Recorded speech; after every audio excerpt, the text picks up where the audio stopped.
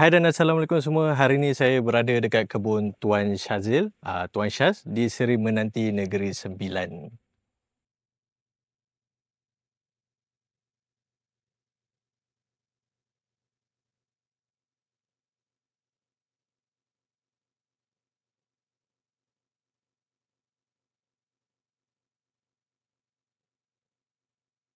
Tuan Syaz ni dia duduk dekat Ampang, dan kebun dia baru belilah, tak adalah baru sangat, dia baru beli dekat Negeri Sembilan. Lebih kurang 2 jam jugalah kalau tak jam daripada Ampang tu kan. Jadi dia minta saya buatkan IoT untuk kebun dia ni, supaya dia dapat kurangkan kebergantungan kepada manpower dan semestinya dapat mengurangkan kos bulanan dia lah. Dan Tuan Syaz pun dah siap-siap set up tangki dekat atas bukit tu lah. Dan pam air dari sungai yang dekat bawah ni kan, dia pam air ke atas menggunakan petrol pump. Jadi Tuan Syaz ni dia merasakan yang pam petrol ni agak sukar untuk digunakan lah. Sebabnya pam petrol ni dia perlu start secara manual. Jadi dia terpaksa upah orang semata-mata untuk menghidupkan pam ni sahajalah. Jadi dia minta dekat saya untuk tukar pam petrol ni kepada pam solar lah. Sebab pam solar ni dia akan start pam air lebih kurang pukul 10 pagi dan dia akan stop pada pukul 5 petang bergantung kepada matahari lah. Kalau matahari kuat kan, lagi kuatlah pam tu jalan. Kalau redup macam ni, pam tu dia tak kuat sangat lah. Kalau mendung, pam solar masih jalan tapi dia tak berapa kuat sangat lah. Dan yang paling penting, pam ni tak menggunakan bateri langsung. Sebabnya kalau kita guna bateri, kos sistem pam solar ni akan jadi lebih mahal. Tetapi dia akan jadi lebih konsisten lah. Dan benda yang paling penting untuk pemilihan pam solar ni, dia mestilah mengikut spesifikasi. Sebenarnya ramai orang yang PM saya dekat Telegram dan WhatsApp kan, selalu cerita pasal masalah pam air solar ni. Ada yang cakap pam dia terpaksa tambah bateri untuk penuhkan tangki. Ada yang cerita pam dia boleh sampai ke puncak tapi air terlalu sikit. Ada yang cerita pam dia langsung air tak naik. Sebab pemilihan pam solar ni sebenarnya dia perlu dipilih ikut spesifikasi yang betul lah. Contoh macam Tuan Syaz ni, dia ada 3 tangki yang besar 600 gallon ni kan. Dan bukit dia ni pula setinggi 60 meter. Saya perlu gunakan pam yang sesuai dan pam yang boleh naik setinggi 60 meter lah. Dan yang paling penting, pam tu mampu untuk penuhkan tangki dia setiap hari.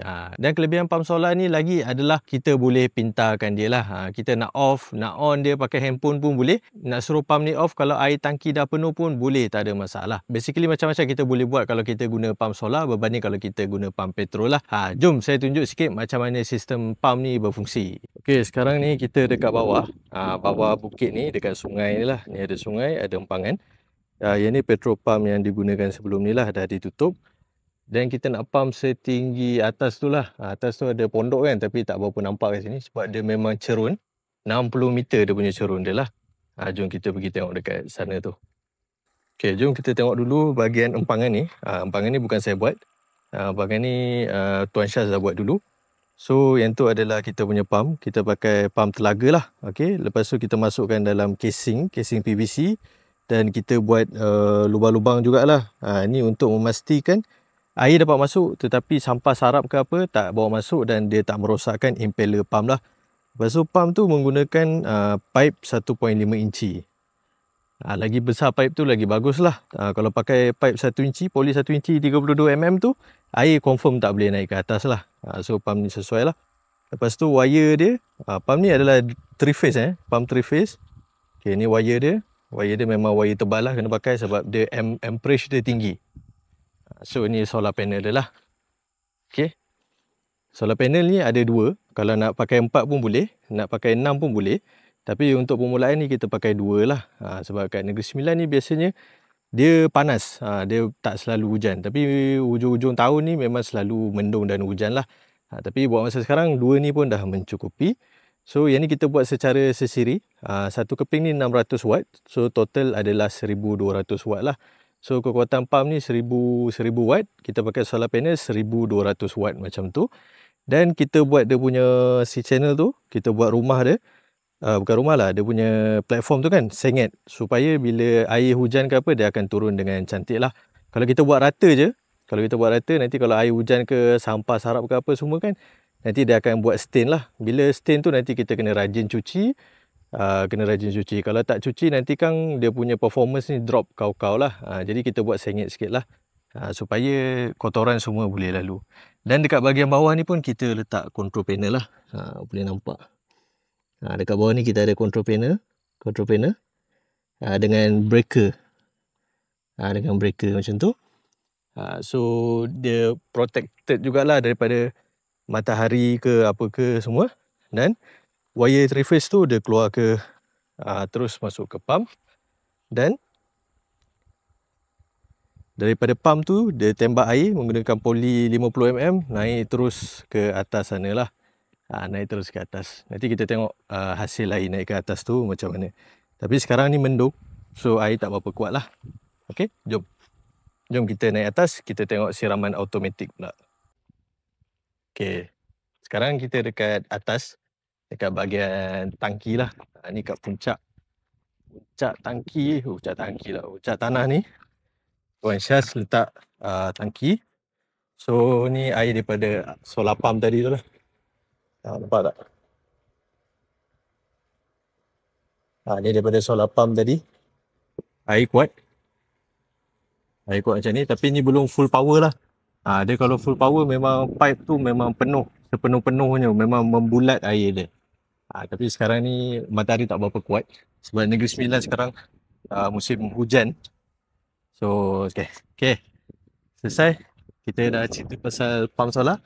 Kita nak cerita pasal siraman automatik daripada Smart Kebun. Wah, macam dekat Kundasang, Sabah. Tadi saya ada cakap kan, Tuan Syaz ni dia duduk dekat Ampang, Selangor lah. Jadi siapa nak siram pokok durian dia setiap hari kan? Sebab tu Tuan Syaz minta saya untuk pasang siraman automatik daripada Smart Kebun saya punya ni lah. Smart Kebun ni sangat mudah untuk digunakan sebab kita boleh buat siraman, kita boleh buat jadual siraman dan kita boleh buat sensor base triggered punya siraman lah. Dengan menggunakan phone saja, tak perlu programming ke, tak perlu pakai laptop ke, tak perlu komputer. Semua tu tak perlulah. Jadi sesiapa yang tak pandai komputer ke, tak pernah pakai laptop seumur hidup dia kan, tak ada masalah sebab boleh guna phone sahaja. Dan siapa yang kenal saya mesti tahu yang saya sangat suka siraman graviti tanpa pump kan. Jadi kat kebun Tuan Syaz ni pun sama juga. Saya sarankan dia buat siraman graviti tanpa menggunakan apa-apa pump lah. Pump elektrik ke, pump petrol ke, kita tak gunakannya. Sebabnya kalau kita pakai pump ni kan, Tuan Syaz terpaksa pasang TNB atau terpaksa pasang solar yang agak besar lah, semata-mata untuk nak siram pokok.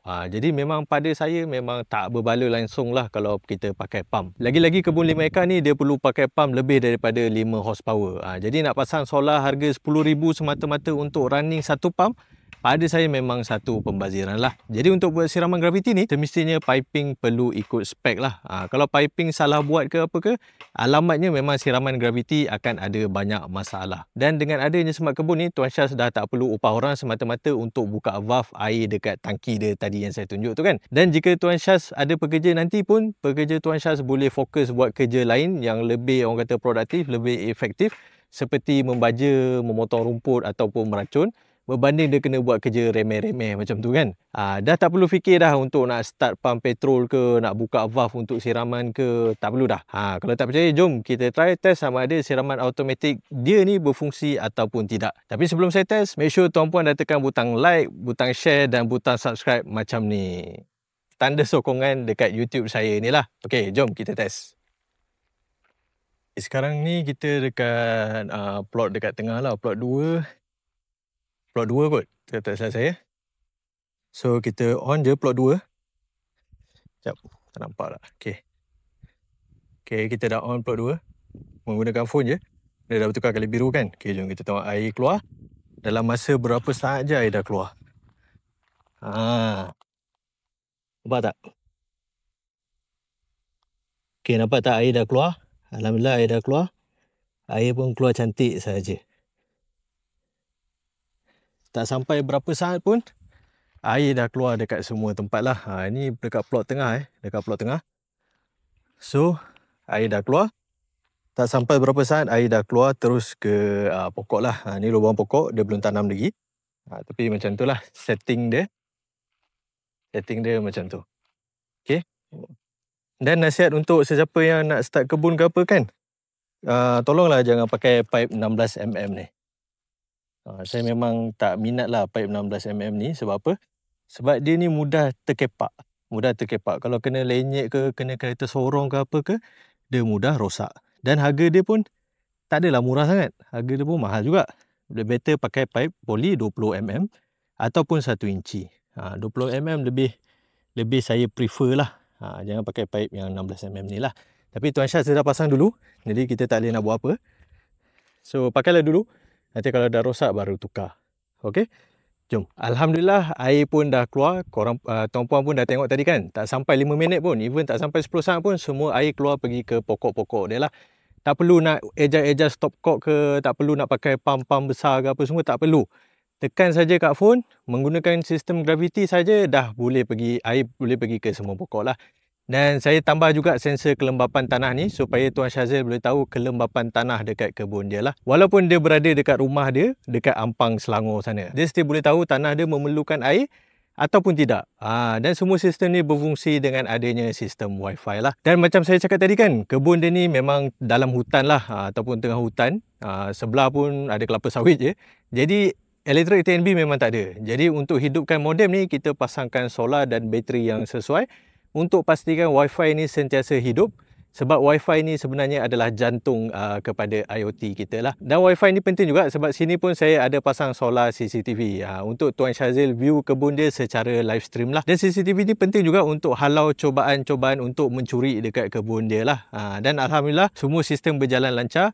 InsyaAllah 3-4 tahun lagi akan keluar hasil durian daripada kebun Tuan Syaz ni lah. Dengan kos bulanan dia pasti akan menjadi rendah kerana menggunakan sistem smart kebun. Itu saja perkongsian video untuk kali ni. Kalau rasa video kali ni bermanfaat, jangan lupa like, share dan subscribe YouTube saya ni. Assalamualaikum warahmatullahi wabarakatuh dan bye.